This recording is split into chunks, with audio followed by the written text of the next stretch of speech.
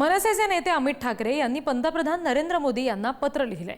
भाजपकडून काढण्यात आलेल्या तिरंगा रॅली संदर्भातलं हे पत्र आहे आणि या रॅलीबाबत अमित ठाकरेंनी पत्रातून खंत व्यक्त केली आहे। शहीद जवानांच्या कुटुंबांचं सांत्वन करण्यापेक्षा विजय रॅली काढल्या जात आहेत। युद्ध अजून संपलं नाहीये, त्यामुळे जल्लोष टाळावा असं अमित ठाकरेंनी पत्रात म्हटलंय।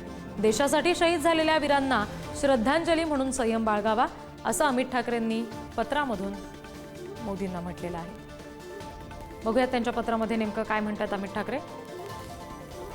मोदी सैनिकांच्या योगदानाबाबत संवेदनशील आणि कृतज्ञ असा देशवासियांना विश्वास। सध्या काही ठिकाणी विजय रॅली या समर्पक वाटत नाहीत। मनापासून विनंती करतो की युद्धाचा निकाल स्पष्ट नसताना विजयाचा जल्लोष टाळावा।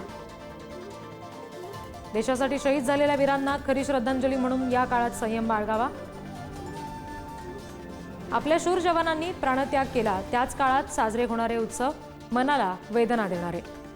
सैनिकांच्या बलिदानाच्या पार्श्वभूमीवर सध्या समाज म्हणून आपण अधिक संवेदनशील राहण्याची आवश्यकता आहे असं अमित ठाकरे यांनी आपल्या पत्रामध्ये म्हटलेलं आहे।